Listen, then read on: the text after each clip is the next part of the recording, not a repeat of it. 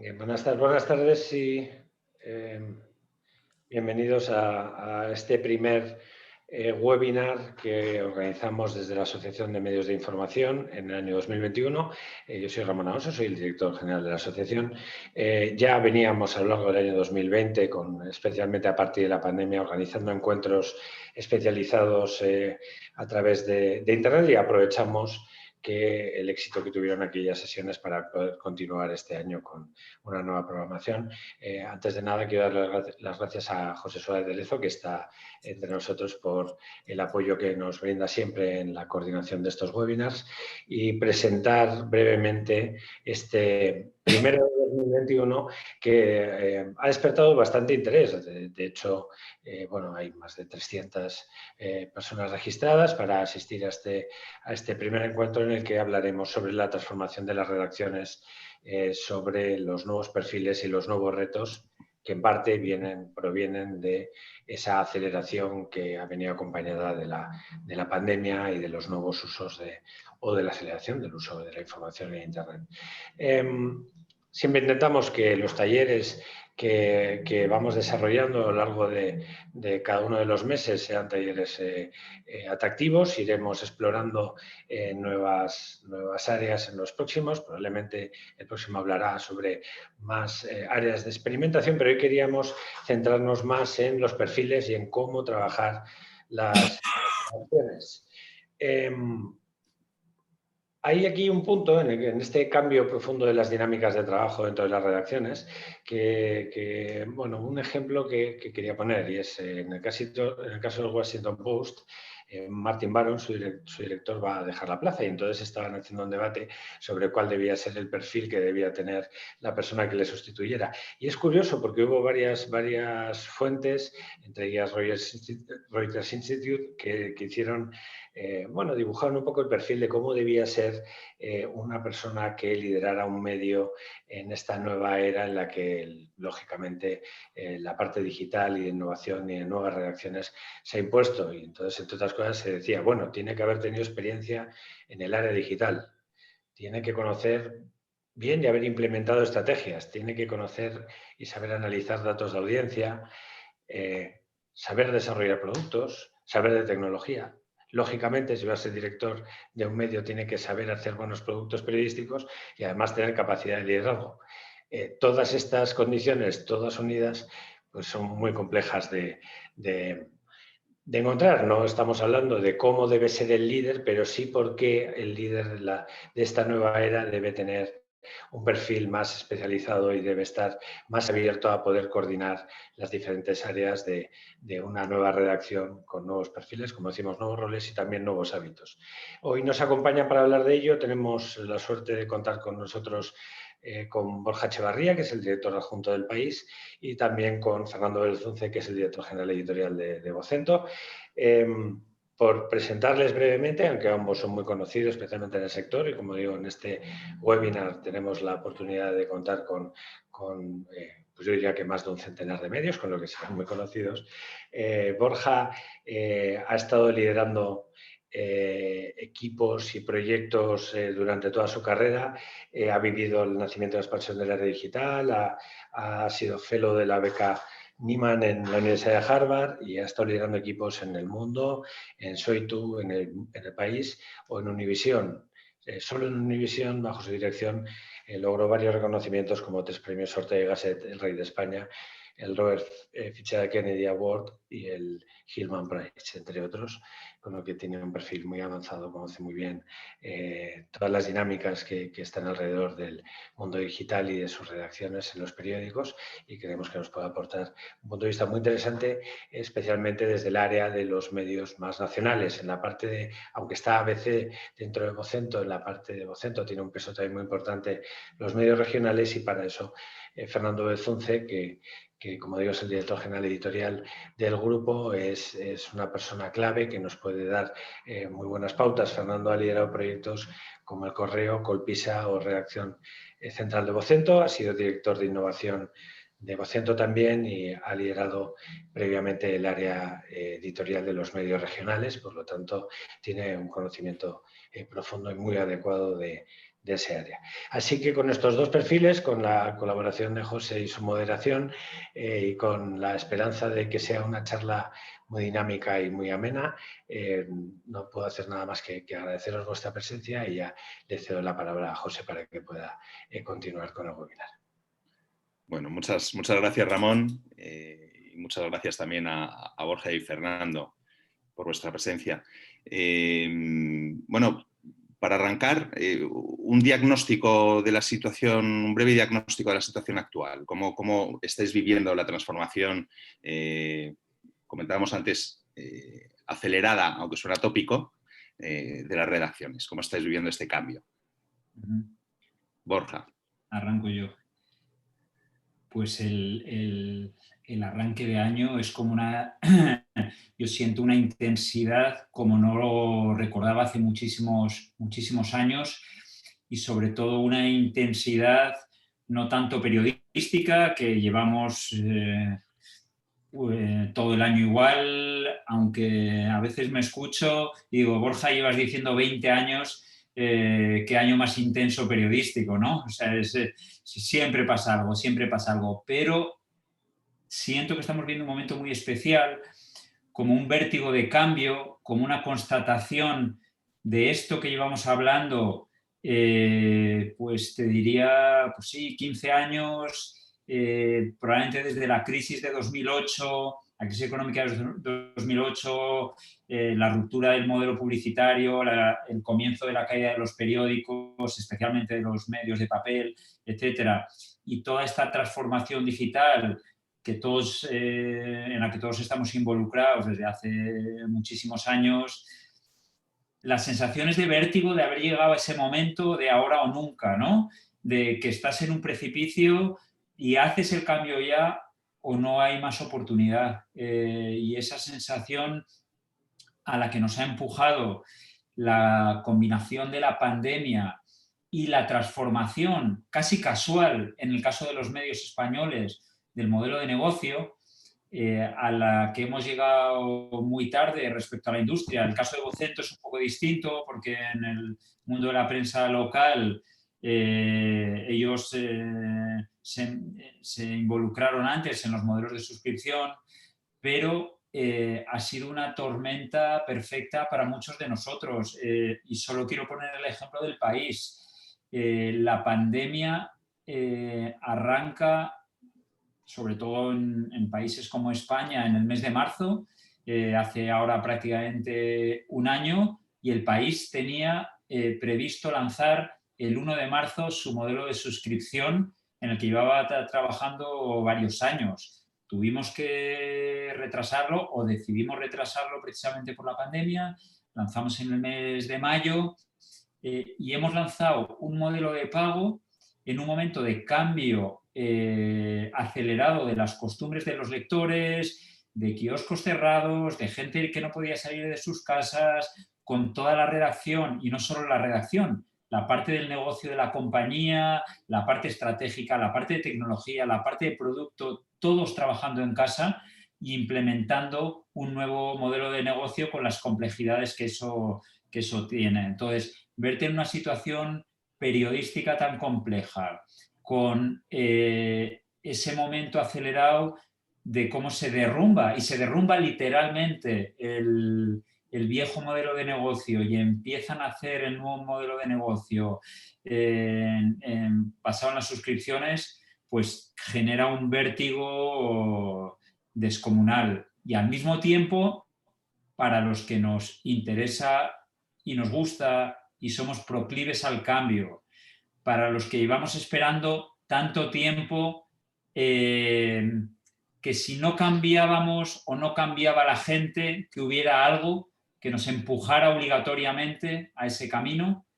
Yo creo que al menos algunos recibimos este momento como una oportunidad para acelerar en aquello en lo que hemos trabajado durante muchos años, que ha sido y que es duro, que es para corredores de fondo. Yo creo que comentábamos ayer en una charla qué poca gente queda al frente de proyectos que lleva 15, 20 años trabajando en Internet, empujando desde posiciones de liderazgo la transición. cuánta gente se ha rendido por la complejidad que tiene transformar medios de comunicación. Y bueno, yo creo que llegados a este punto, a mí lo que me parece es un momento especialmente interesante que tenemos que abordarlo, por desgracia, con poca inversión en este momento para el cambio, porque obviamente las empresas no están precisamente en una situación boyante después del año que llevamos, y con la necesidad de organizarnos dentro de la redacción de otra manera en este proceso, tanto por el modelo de suscripción con el modelo digital ya asentado totalmente, con la búsqueda de nuevos líderes en las redacciones, de gente capaz de liderar esta época, y con la obligación de crear nuevos roles dentro de las estructuras. Nuevos roles o adaptación de los roles clásicos al nuevo momento. Al final, en resumen todo se trata de cómo movemos la cultura hacia un punto diferente del que estábamos, y todo precipitándose a una velocidad de vértigo. Y también en una cultura, y aquí no hablo tanto de los periódicos, diría de la cultura española, no especialmente proclive a un pensamiento estratégico.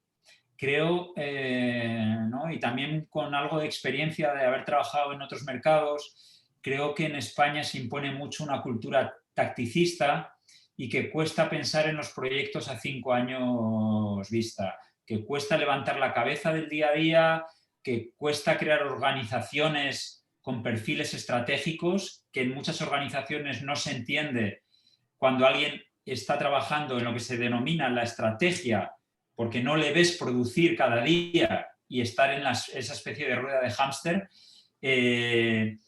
Entonces, no es sencillo en esta cultura esta plasmación de un pensamiento estratégico que a mí me parece más necesario que nunca, ¿no? Muchas gracias, Borja. Fernando. Sí, hola, buenas tardes a todos. A ver, yo en líneas generales estoy de acuerdo con lo que dice Borja, que además suelo coincidir con él. Para nosotros este año la verdad es que ha sido disruptivo. O sea, veníamos ya de años atrás pues viendo continuos cambios, ¿no? Evoluciones. Es verdad que es un sector en plena transformación desde hace ya bastante tiempo, ¿no? Pero este año sí que ha sido disruptivo. Como noticia positiva dentro de toda la tragedia que hemos vivido y que estamos viviendo, yo creo que ha sido un poco el hecho de que sea la consolidación del modelo de pago, porque al final lo que permite es tener una claridad en cuanto a una línea de trabajo, ¿no? Nosotros, como decía Borja, pues sí, o sea, ese camino lo emprendimos hace años y este año es cuando ya lo hemos cerrado, ¿no? Prácticamente ya con la entrada de ABC en el proyecto también de suscripción digital de pago.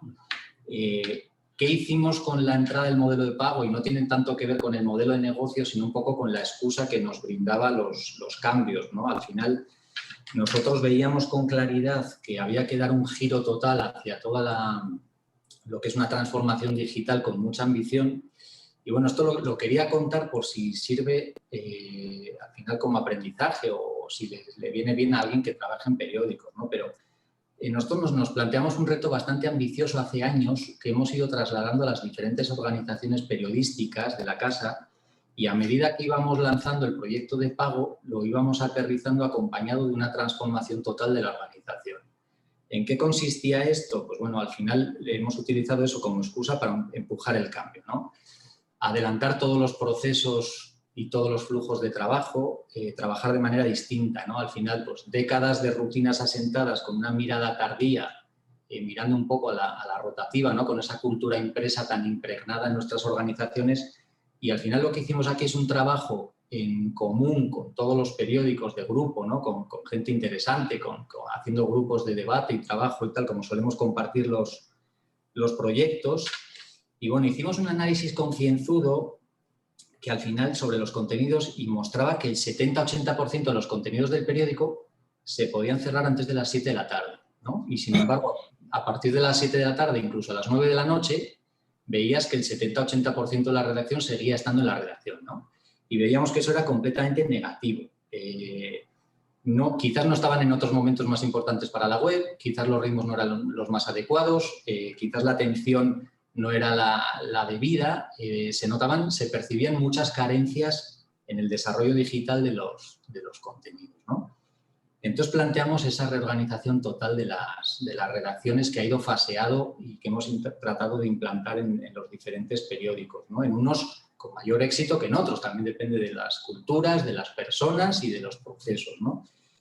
Pero bueno, en esa reorganización, Colpisa, que funciona como una redacción central para los periódicos regionales, pues le dimos un cambio importante, ¿no? Aplicamos sistemas de metodologías para aplicar un cambio de cultura implicando a los redactores, y eso supuso un cambio bastante revolucionario que luego redunda en la oferta editorial, ¿no? Y en el caso del Correo, que fue el primer periódico donde llevamos a cabo lo que es el cambio de esta cultura de trabajo, pues bueno, como caso paradigmático, pues es verdad que hace años en la redacción del Correo ibas de visita y a las 9 de la noche estaba repleta de periodistas, y cuando terminamos el proceso, a las 8 de la tarde o a las 7:30, sobre todo a las 7:30, que era lo llamativo, ¿no?, está prácticamente vacía.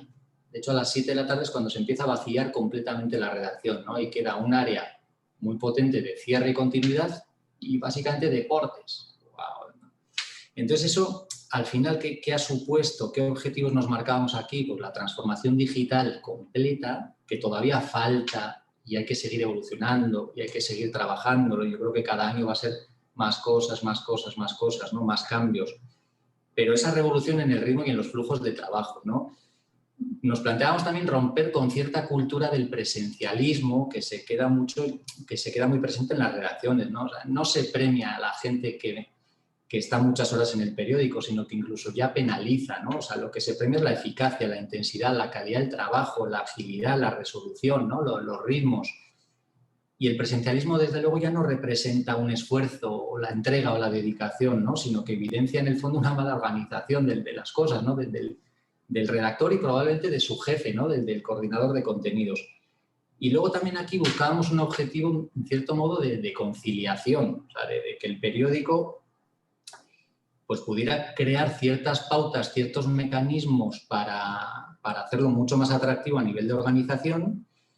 Y, hombre, también que ciertas personas que acreditan un trabajo y una valía excepcional pues puedan acceder a puestos de responsabilidad por su valía o por sus dotes de liderazgo, aunque tengan cargas familiares o aunque tengan situaciones personales de todo tipo, que eso, desde luego, no sea un condicionante, ¿no?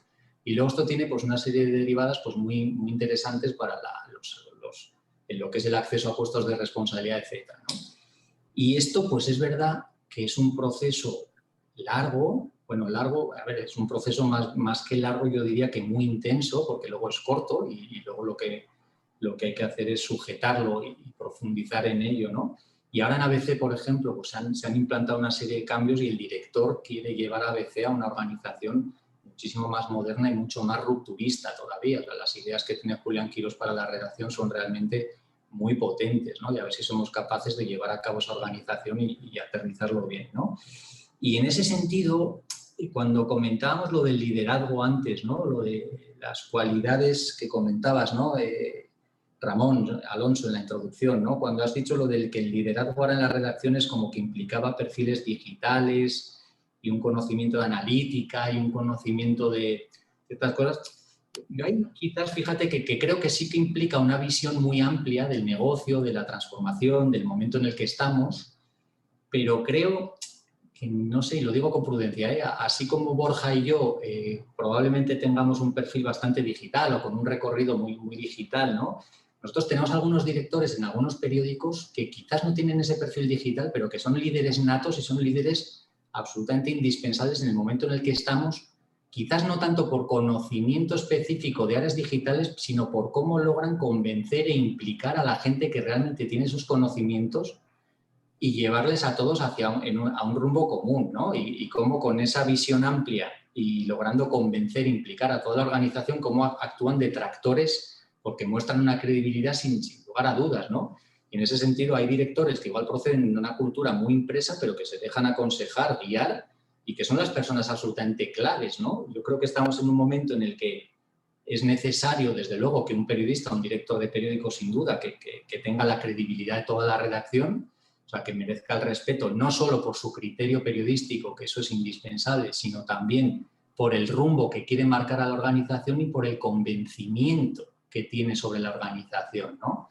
Al final las redacciones solemos bromear, ¿no? Aquí un poco de a forma interna, que, joder, que hacemos una barbaridad de cambios y lo hacemos, y lo digo con cariño, ¿eh? con los mismos cabrones de siempre, que al final los periodistas somos gente, pues en cierto modo, como preparada para desconfiar, para tener mucha capacidad crítica, para dudar, para estar un poco ariscos, ¿no? En algún momento. Pero es verdad que cuando logras convencer, implicar a una redacción, todo es fluido y es mucho más rápido, ¿no? Y este año sí que ha sido completamente rupturista en ese sentido, ¿no? Yo creo que ahora se ve todo con una nitidez espectacular y lo que creo es que ahora se ve que esto no tiene... O sea, que hemos cogido una velocidad de vértigo y que vamos a ir a más y tenemos que estar preparados para asumir cada vez más cambios, ¿no? De una forma continua. Sí, por retomar, por coger el guante a un par de cosas que ha dicho Fernando, yo creo que aprovechar las oportunidades para acelerar los procesos de cambio o para implicar a todas las organizaciones en los procesos de cambio, saber verlas y actuar en consecuencia me parece crítico. Fernando ha comentado cuando los medios de Vocento empezaron a saltar a la suscripción y cómo aprovecharon eso para aplicar palancas, ¿no? En el caso nuestro, que eso ocurrió en mayo y que se ha producido levemente porque encima nos ha pillado en casa, aunque se empiezan a notar ciertos cambios, pero casi por la inercia, ¿no? Porque es mucho más difícil aplicar una estrategia colectiva con todos en casa. Sí que estamos, nosotros, lo cuento, estamos metidos en un proyecto y precisamente esta mañana hemos tenido una reunión muy larga sobre el asunto en un proyecto de repensar el periódico, de rediseño del periódico, y cuando estoy hablando de rediseño o repensar el periódico, estoy hablando fundamentalmente de la web, básicamente como primera salida del país, pero no como algo puramente estético, de cambio de tipografías, de look and feel, etcétera, sino un repensamiento muy profundo de prioridades, de apuestas, de pensar en la audiencia de verdad,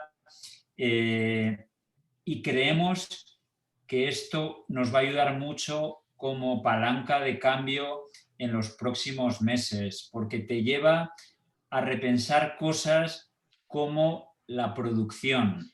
Y voy a poner un ejemplo muy, muy claro de cómo conecta un cambio de diseño con un cambio de cultura, con un cambio de roles. Si tú crees que hoy en día en un modelo de suscripción tienes que hacer un producto más finito, más acotado, más comprensible, con más foco, ¿no? Que tengas mucho más claro cuál es tu voz, eso te va a llevar a replantearte cuántas noticias haces y te va a llevar a tomar la decisión, básicamente, de que tienes que hacer un 30% menos de lo que llevas haciendo durante bastantes años. El modelo anterior, el modelo de páginas vistas, ese modelo competitivo, casi que ponía en marcha una especie de maquinaria productiva insaciable. Yo visualizo esto y esta oportunidad de pensar en un rediseño, replantearte todo lo que produzco, cómo serán tus apuestas, la forma, el fondo, la organización de la redacción adaptada a ello. Si crees que las newsletters van a jugar un rol fundamental de cara al lector, de cara a los suscriptores, pues tendrás que tener a gente de calidad y talentosa y además hacer que esos puestos sean relevantes en la organización y que cuando los cuentes y los expliques le des peso y le des importancia. Pues creo que lo que dice Fernando de aprovechar los momentos y las oportunidades para transformaciones más profundas me parece crítico estratégicamente. Y en cuanto al asunto del liderazgo, que es más importante que nunca, porque el mundo se está moviendo, no te valen los liderazgos estáticos que no tienen capacidad de pensamiento estratégico. Estoy bastante de acuerdo con lo que ha dicho Fernando, ¿no? En cuanto a a las prioridades. Me encanta, que no sé si era Ramón o quien ha mencionado un informe del Instituto Reuters sobre liderazgo, cultura y tal, que definía cómo debe ser un líder. Y hay un punto que me encanta, y es que un líder debe tener pensamiento grande, ego bajo. Y creo que eso define muy bien lo que tiene que ser un líder hoy en día.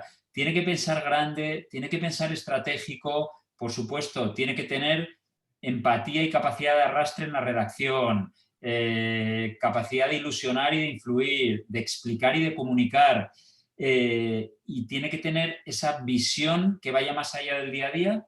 Y creo que tiene que tener un ego bajo, porque tiene que estar muy dispuesto a admitir y a reconocer permanentemente que no sabe todo lo que está pasando, que no todas las decisiones van a ser verticales, que no va a dictar como podía dictar antiguamente en los 70, en los 80, donde tu foco era fundamentalmente editorial. Los líderes súper fuertes editoriales podían llevar una redacción simplemente con eso, pero creo que hoy en día hace falta mucho más. Y el tema de ser humildes y tener un ego bajo, estar dispuesto a escuchar a la gente que está debajo tuyo. O sea, además yo lo siento cada vez más, como grupos de gente en distintos perfiles, roles, saben 20 veces más que tú de las cosas. Tienen un toque con la audiencia más cercano, ¿no? Están en la calle, son transversales a generaciones, etcétera, etcétera. No tienen quizá la arrogancia que trasladábamos los medios tradicionales, son más pie a tierra. Entonces creo que esa frase define muy bien, ¿no? Para mí el tema del liderazgo es que o sea, en los temas que vamos a hablar hoy, ¿no? Que hablábamos de cultura, que un poco que engloba todo, ¿no? De organización, nuevos roles, liderazgo. La cultura engloba todo, pero la cultura no cambia sin liderazgo. Y sí creo que cambia de arriba a abajo, aunque luego las organizaciones se construyen mucho más horizontales hoy en día, ¿no? Pero y si el líder falla en eso, va a ser muy complicado transformar una organización, ¿no? Yo creo que sí hacen falta a lo de alguna manera obvio que se espera de un periodista que lidera, que es sólido editorialmente, que tiene criterio, que se respeta sus opiniones, etc. Creo que hace falta más. Creo que hoy en día hace falta más características. No todas exactamente conectadas con la digitalización. Creo que un líder debe ser un tipo directo, honesto, que dé feedback permanente. Es algo que yo, por ejemplo, en general echo bastante de menos en las organizaciones. No sé si es por carácter, por cultura, de hablar claramente, directamente, dar feedback permanente de lo que se hace bien, sobre todo de lo que se hace mal. Creo que un líder tiene que tener eso, que debe estar súper enfocado hoy en día. Hay tanto a lo que meter mano, hay tantas tentaciones en el mundo de Internet a las que lanzarte, tantos palos a los que darle. Ahora tenemos que hacer audio y vídeo y no sé qué, y newsletters y boletines para Alexa, etcétera, etcétera. Creo que hace falta foco y bastante claridad en por dónde atacar. Y luego una capacidad muy fuerte de crear equipos a los que les des autonomía y responsabilidad para trabajar. Creo que hay que trabajar en ese sentido. Cuando hablaba de horizontalidad, que suena los típicos palabras que se dicen, etcétera, etcétera, ¿no?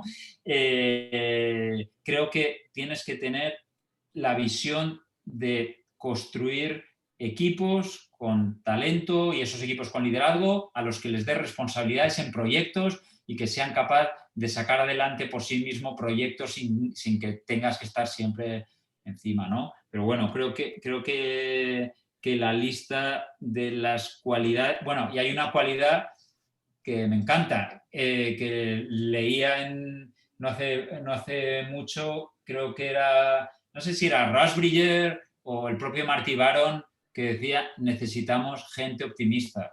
Necesitamos gente optimista en las organizaciones.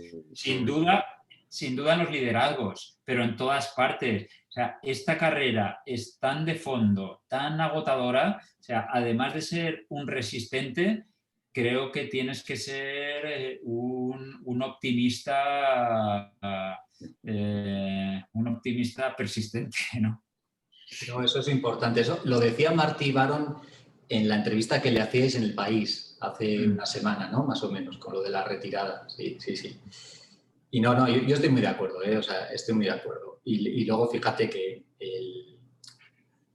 me estaba acordando, según hablabas, ¿no? Que aquí teníamos una broma que repetimos mucho, ¿no? Que al final viene a mostrar un poco el ensimismamiento que hemos tenido siempre en las redacciones, ¿no? Los periodistas nunca hemos sido profesionales fáciles para otras áreas de la casa, ¿no? Probablemente pues para el área comercial, para el área técnica, etcétera, ¿no? Y aquí había una frase que nos hacía siempre gracia, ¿no? Que decíamos, bueno, oye, están los de las cuentas y luego estamos los de los cuentos, ¿no? Pero es verdad que eso se ha roto completamente, ¿no? Quizás lo de las cuentas, es verdad que ahí no nos metemos demasiado, pero es verdad que los de los cuentos, ahora el área de los cuentos se ha ampliado tremendamente, ¿no? Y ahora estamos completamente obligados, porque al final esto ha cogido una dimensión tan transversal, todo lo que tiene que ver la irrupción, la consolidación de Internet, ¿no? Porque al final ya no es un soporte impreso, ahora es un soporte que va evolucionando, que va cambiando, que de repente tienes que acoger pues toda la parte audiovisual, la parte de audio, los interactivos, la llegada del movimiento, el tema de la experiencia de usuario, el diseño de experiencias, toda la parte, todo el entramado tecnológico, ¿no? Y al final tienes que entenderte muy bien con el área no solo técnica, que es capital, que de repente en las redacciones tenemos perfiles muy técnicos, ¿no? Que nos ayudan, que se hibridan con los áreas de diseño, de soporte, con toda la capa visual, ¿no? Del propio producto y de los contenidos, ¿no? Y eso es importantísimo. Y todo lo que hemos desarrollado en ese área es espectacular, ¿no?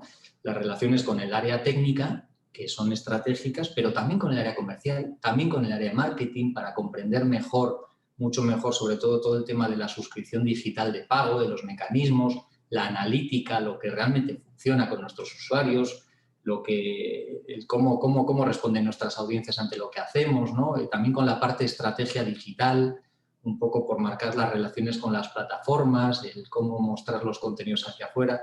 Yo creo que eso es absolutamente clave, ¿no? El lograr, pues bueno, puentes, el crear entendimiento, desde hace ya tiempo, ¿no? Cada vez que hacemos proyectos realmente grandes implicamos a gente de otras áreas a las que metemos, ¿no? Dentro de los grupos de trabajo. Y la verdad es que su opinión es realmente relevante y contribuyen mucho a mejorar lo que hacemos, ¿no?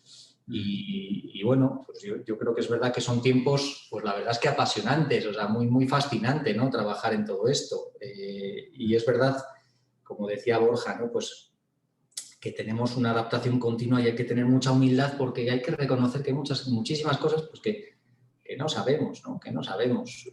Hoy mismo hemos tenido una reunión con los directores de los periódicos y bueno, pues compartimos, debatimos, comentamos las cosas, hacemos mucha apuesta en común, ¿no? De por dónde ir, por dónde tirar, y los debates son enriquecedores siempre. O sea, hay mucho tema de comentario y al final es curioso cómo yo creo que los directores son plenamente conscientes del momento tan tremendo que vivimos, y como periodista, pues al final tienes una sensación de que estás viviendo un momento privilegiado por todo lo que está aconteciendo, por todos los cambios en los que estás participando, ¿no? Pero por otro lado, pues tienes esa inquietud de hacia dónde va la profesión, ¿no? De cómo logramos que esto salga adelante y cómo logramos también pues, que el contenido de calidad se imponga, ¿no? Y yo creo que ahí, pues bueno, el momento es muy interesante. Vaya. La parte esta que decía Fernando, que a mí me está resultando, sobre todo en los últimos tiempos, de lo más interesante, y porque no estábamos acostumbrados a ello, ese trabajo súper en equipo, con gente de áreas que no son la redacción exactamente,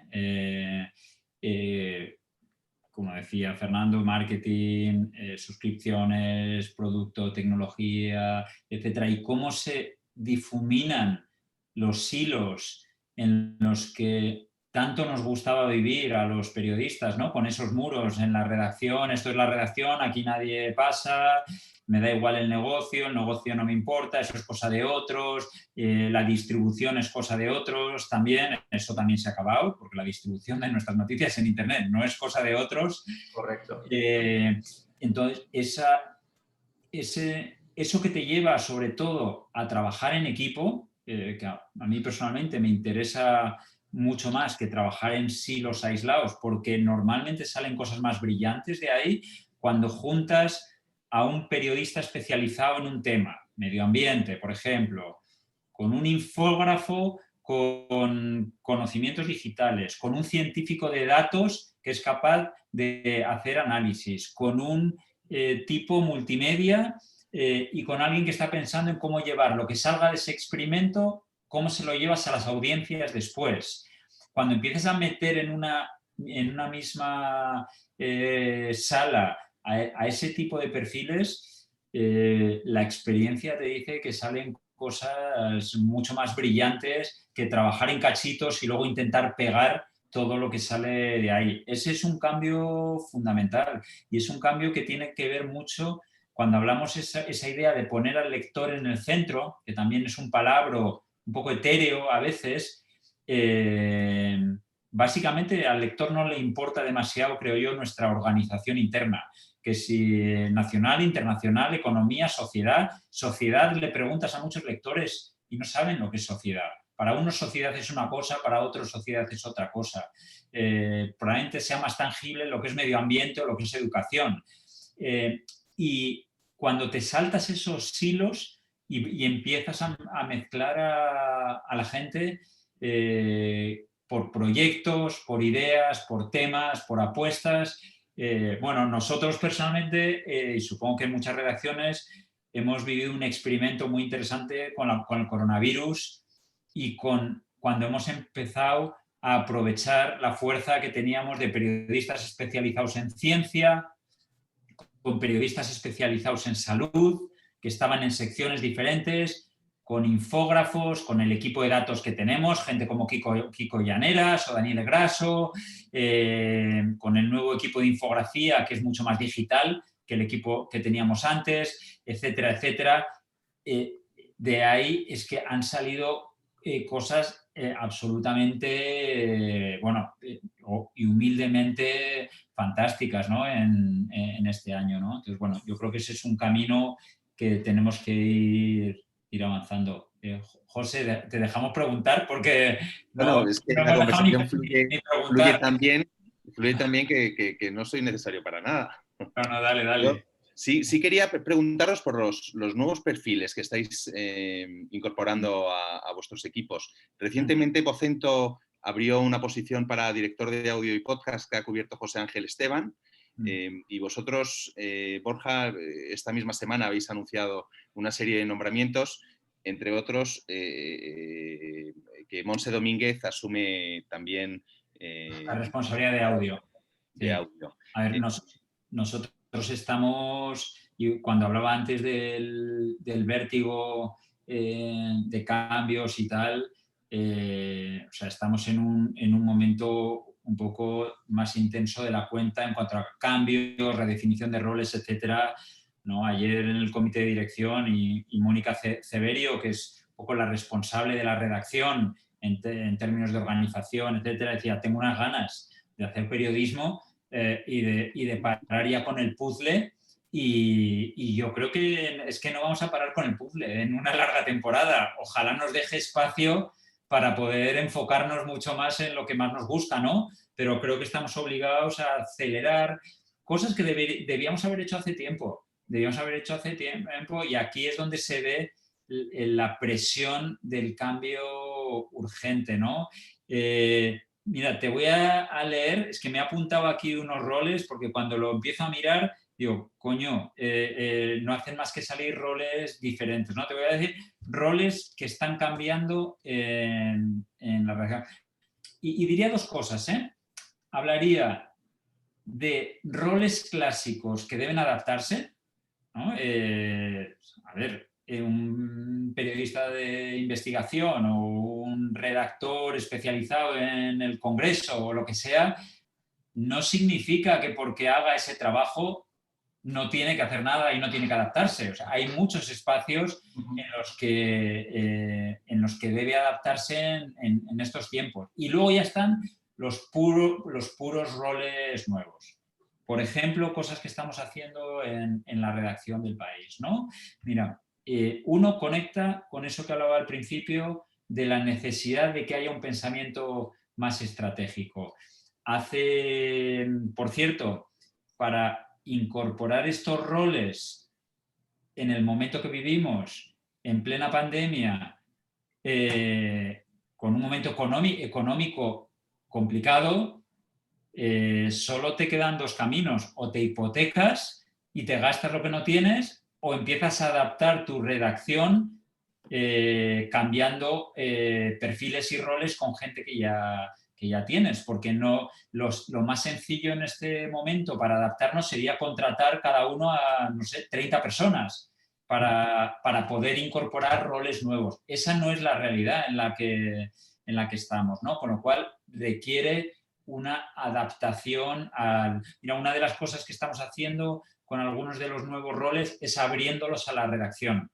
La semana pasada publicamos que estábamos creando el rol de editor de newsletters, editor y coordinador de newsletters dentro de la redacción.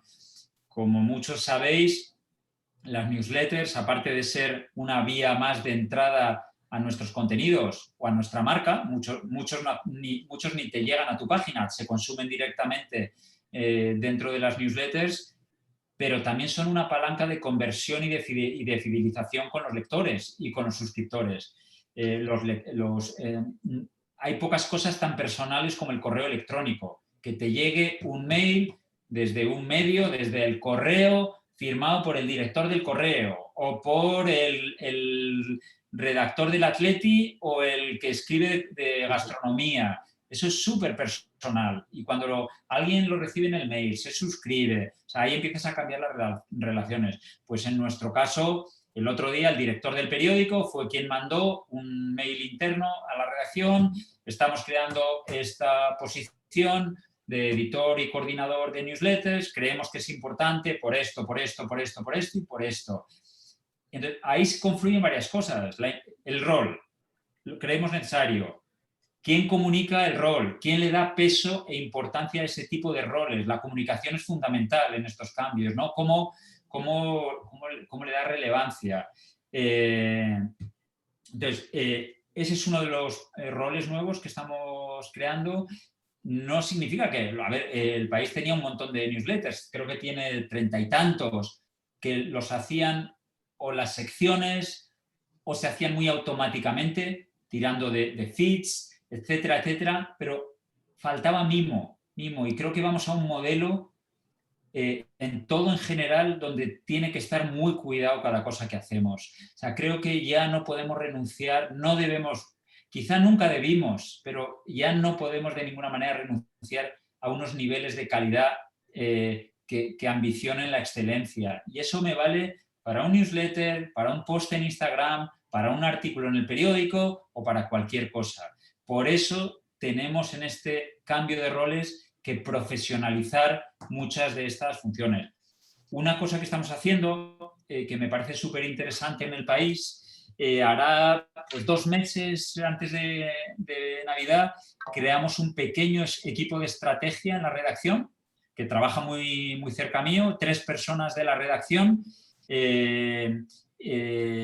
con perfiles bastante digitales, pero muy periodísticos.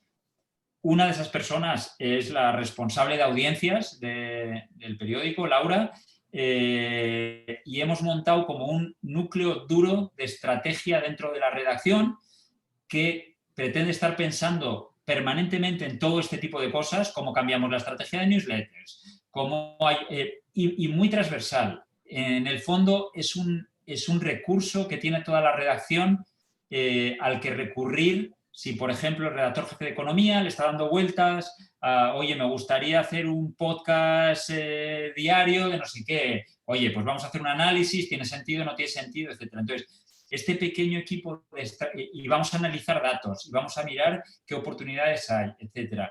Haber creado para mí un pequeño equipo de estrategia que trabaje con toda la redacción, del que puedan salir proyectos, etcétera, me parece un paso adelante descomunal dentro de una redacción. Como decía, hemos creado el puesto de editor de newsletters, hemos creado el puesto de nuevo responsable de audio en manos de un peso pesado, una peso pesado como Monse Domínguez. Hemos creado el puesto de jefe de desarrollo de audiencias, que es otra manera de ver las audiencias, menos quizá analítica, más proactiva, más orgánico metido dentro de la redacción. Le hemos dado peso y relevancia dentro del periódico al rol de producto editorial, convirtiendo a la persona que lo hacía en redactora jefa del periódico. O sea, es un caso de un rol que existía de alguna manera, pero lo que hemos hecho es elevarle la categoría. Eso me parece también importante, que es crear roles, pero darles peso, darles importancia dentro de las organizaciones.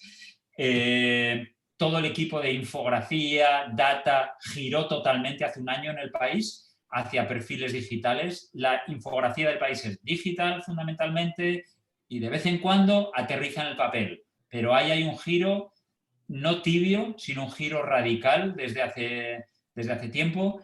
El perfil de editor de coberturas en directo, que es un perfil muy interesante cuando estamos viendo todos los medios cómo los directos durante la pandemia, en el asalto al Capitolio, se convierten en un lugar donde llega muchísima gente a leerte, pues, y mi visión era que los directos, sí, los hacíamos, tenían mucha gente, pero en el fondo nos los medio creíamos. Y se hacían medio bien. Entonces, vuelvo un poco a lo que decía antes. Sí, crea roles, dales importancia y elévales el nivel y la calidad de lo que hacen. El tema del marketing editorial empieza a jugar con el mundo de la suscripción un rol muy importante, cómo crear esos puentes entre la redacción, el marketing, la suscripción. Los roles de la gente de comunicación, de los medios, me parecen súper interesantes. Ya no es el de comunicación que habla con empresas, tal. ¿Qué rol juegan dentro de la redacción?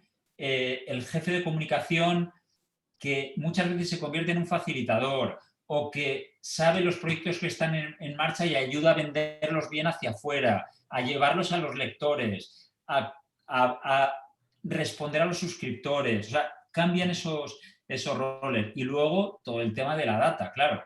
El conocimiento de los datos. A ver, roles que yo hace 3 meses no sabía lo que era un CRO. Esa gente que analiza, que interpreta datos y que luego permite tomar decisiones con la gente editorial, etcétera, con el objetivo de convertir suscriptores, ¿no? Bueno, todo está en proceso de cambio y todos estamos aprendiendo, ¿no? Sí. Muchas gracias. Fernando, ¿tienes algún rol que añadir? No, roles por añadir no. Y luego estoy muy de acuerdo en eso de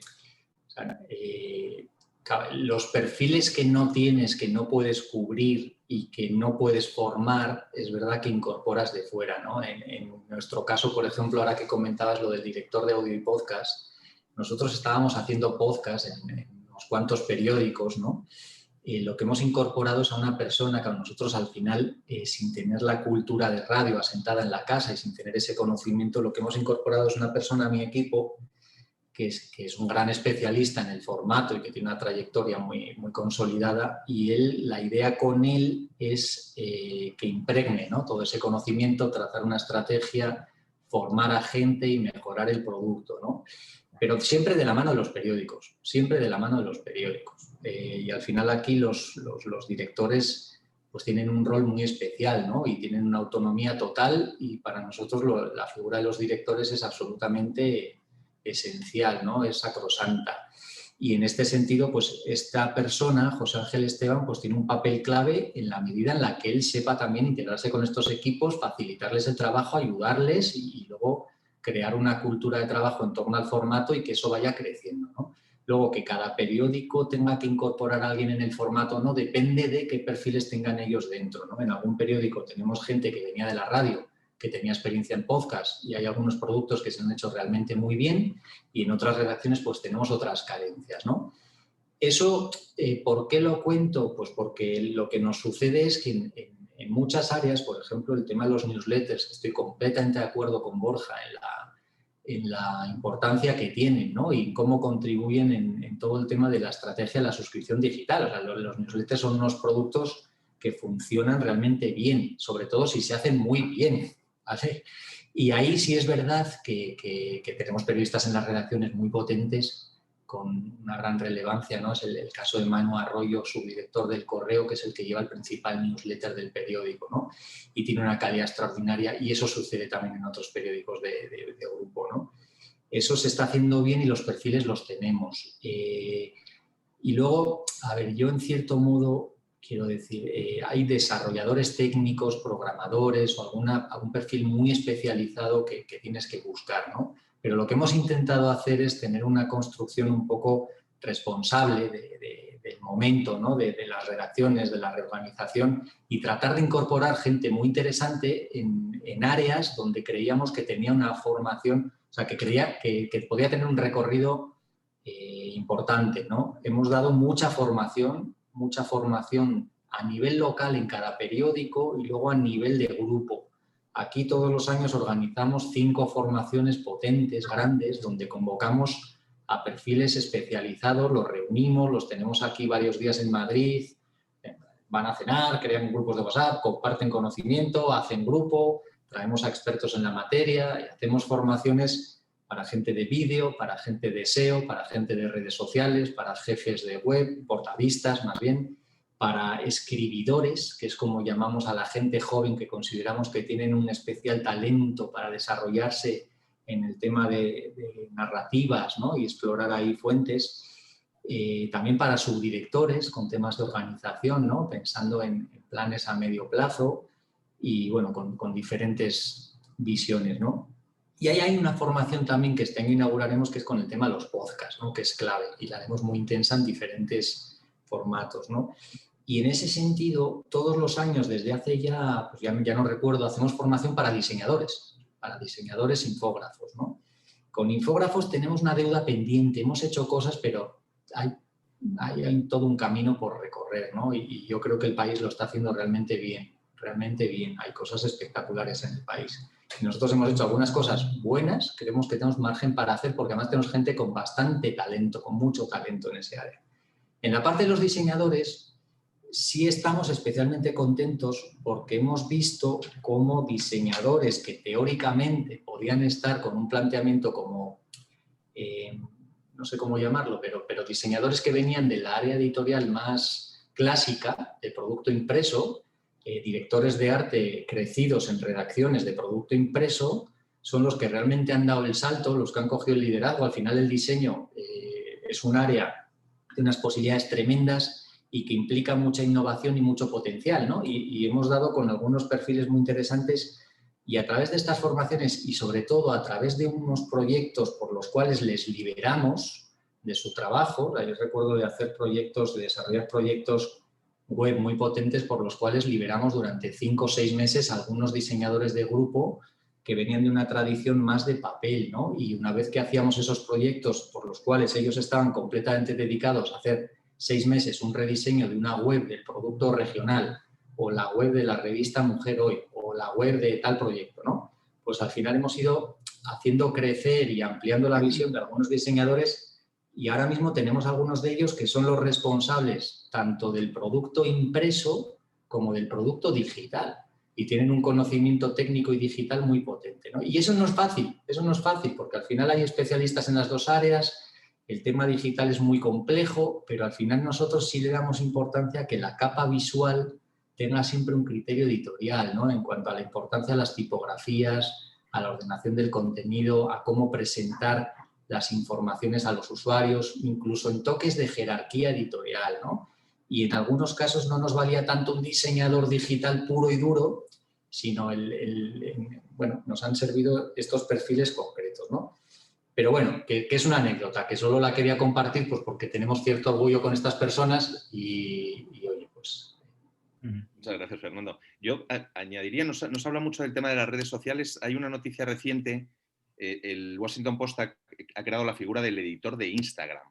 Y como decía antes Borja, no está tan orientada a la distribución, igual que en el caso de las newsletters, como a la captación. O sea, está muy orientada a atraer nuevos suscriptores. Tenemos varias preguntas ya para ir finalizando, precisamente que se refieren a las redes sociales, ¿no? Preguntan por la gestión, por el tema del fact-checking, si tenéis expertos en fact-checking dentro de las redacciones y cómo debería ser el estilo de gestión de las redes sociales. Aquí tenemos un asistente, Isa, que nos dice que resulta paradójico, ¿no? Que teniendo en cuenta que las redes sociales son para interactuar con la comunidad, considera que desde los medios la comunicación es unidireccional. ¿Cómo veis, para concluir el tema de las redes sociales, la importancia que tienen o que van a tener en la distribución del producto y en la atracción de nuevos clientes? Respondiendo a Isabel, yo creo que honestamente, estamos muchas veces incomodísimos en cómo... Sobre todo estamos muy incómodos, especialmente en Twitter, que es donde menos deberíamos estar, la verdad. Y estamos muy incómodos en cómo interactuamos con los lectores. Si es que hay demasiados lectores en Twitter, que no lo tengo claro, y es una comunidad muy cerrada y una burbuja muy, muy cerrada. Hablabas antes de Instagram. Nosotros llevamos, pues no sé, 2 años insistiendo, y a veces no con demasiado éxito, a los equipos de redes, más foco en Instagram, menos foco en Twitter, por ejemplo.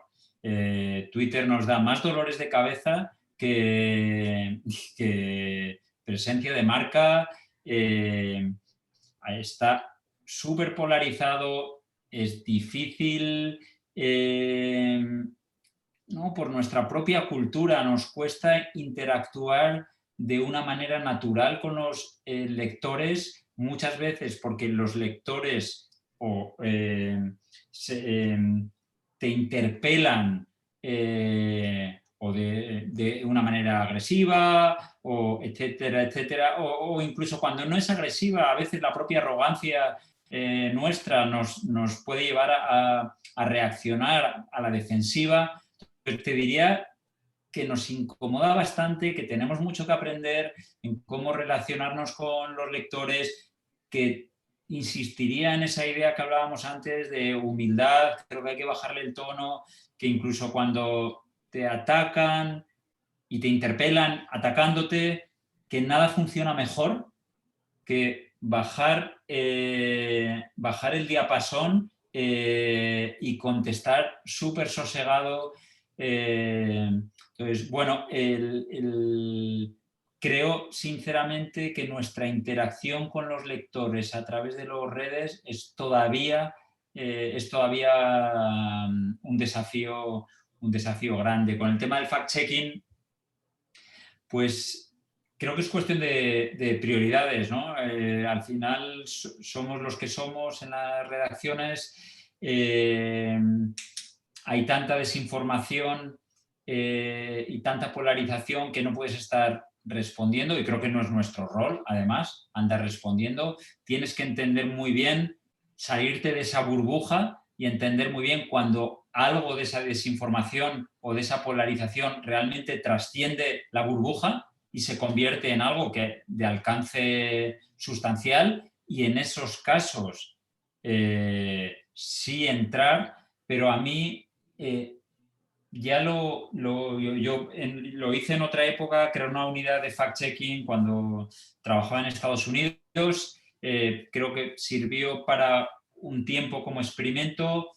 Creo que no tiene demasiada repercusión, o sea, que está tan polarizado todo que no convences a los que quieres convencer o a los que ya están convencidos de que algo es verdad o es mentira. O sea, creo que el fact-checking tiene más de ejercicio de ejercicio interesante periodístico que de cumplir una misión de convencer a los que se creen esas... Entonces, bueno, en cualquier caso diría, si tuviera una redacción de 1000 personas, pues igual tendría una unidad de fact-checking de 4. Creo que con las prioridades que tenemos, yo en este momento en un periódico como El País no montaría una unidad de fact-checking. Muy bien. Yo con el tema de redes sociales, básicamente no creo que haya cambiado mucho el tema en los últimos años, ¿no? Al final es casi la constatación de que efectivamente en Twitter es mucho ruido, ¿no? Y bueno, pues hay otras áreas donde posiblemente la expansión de tus contenidos y de tu marca de cara a conseguir prestigio, influencia o al menos un poco de, pues sí, de expandir cierta imagen, ¿no? de la cabecera, pues puede ser interesante, ¿no? En redes sociales siempre la clave, pues siempre se suele repetir, ¿no? Pues muchos teóricos y tal, el tema de la conversación, ¿no? No me atrevo a decir si los medios hemos hecho bien la conversación o no. Supongo que habrá muchos casos de éxito, otros que no, pero tampoco creo yo que pueda aportar nada a ese asunto, siendo honesto. Perdona, Fernando, yo cuando decía que nos incomoda las redes y tal, me refiero que nos incomoda como marca, no como individuos. Los individuos están comodísimos. Los periodistas no tienen ningún problema de estar hablando en redes, interactuar y tal. No, pero, todo lo contrario. Todo lo contrario, exacto. Pero como cuando representas a la marca y cuando tienes esa conciencia de cuidar la marca, ahí es cuando creo que estamos incómodos porque no sabemos bien en qué tono dirigirnos al lector, cómo desenvolvernos, tratarle de tú, tratarle de usted. Correcto. Ahí estamos incómodos, ¿no? Sí, es que no es fácil, esa conversación no es fácil porque desde el periódico, pues no es fácil, desde luego. Luego los periodistas individuales, pues bueno, ya sabéis, cada uno somos de nuestro padre y nuestra madre y siempre está el debate ese presente de hasta dónde regular las redes sociales, si tener un manual de estilo interno o no tenerlo, nosotros no tenemos. Habéis visto que la semana pasada el New York Times despidió a una periodista del equipo de edición por un comentario tan nimio en principio de que se le ponían los pelos de punta viendo aterrizar el avión de Biden, ¿no? Una vez que fue nombrado presidente, ¿no? Y el periódico entendió que mostraba un sesgo a favor de Biden, etcétera, etcétera, y cogió y la despidió. Se supone que tenía, yo no tengo ni idea, se supone que tenía, entre comillas, antecedentes y tal, pero eso muestra lo delicado y lo poco resuelto que está este dilema, tanto el de la voz de marca como el de la voz de cada periodista que es parte de una marca. Nosotros hace ya años, ahora 7, 8 años, hicimos una formación a todas las redacciones en el tema de redes sociales y tenía tres campos, ¿no? Una, la empresa como tal, otra, lo que era el medio de comunicación y me refiero a la empresa porque tiene un punto comercial también, ¿no? En la gestión de redes sociales, pero luego lo que eran las estrategias pues, en coberturas, etcétera, ¿no? Más bien para llevar a cabo por los responsables de redes sociales. Y luego a los periodistas sí se les daba una formación muy básica que no eran desde luego directrices, ni mandatos, ni decálogos de tal, pero sí hacíamos, recuerdo que eran 10 recomendaciones, ¿no? Lo queríamos compartir como recomendaciones, como consejos, que eran de sentido común, pero que siempre está bien recordar, ¿no? Pues que al final las redes sociales tienen una proyección pública muy importante y oye, pues pues bueno, que ciertas normas pues te pueden venir muy bien para evitar un montón de problemas a ti mismo, ¿no? A tu propia carrera profesional y luego al medio también al que representas, ¿no? Y creo que eso, pues al final previno bastantes cosas, ¿no? Creo que eso siempre está bien. Luego nunca terminas de resolver esto, eso está claro, ¿no? Pero esa formación creo que estuvo bien, sí. Bueno, muchísimas gracias a los dos. Nos hemos pasado un poco de la hora. Os quiero pedir perdón a todos los que habéis planteado preguntas. porque no nos va a dar tiempo a responderlas todas. Ha sido un placer teneros con nosotros, Borja y Fernando. Muchas gracias por vuestro tiempo y por esta conversación tan interesante. Gracias a vosotros y a los que estáis. Muchas gracias por la invitación y un placer veros. Gracias, muchas gracias. Venga, chao. Gracias a todos nuevamente. Como decía Ramón, volveremos a finales de mes con un nuevo webinar en el que trataremos de profundizar en la experimentación que se está produciendo en los medios. Bueno, muchas gracias a todos y buenas noches. Hasta luego. Hasta luego. Hasta luego.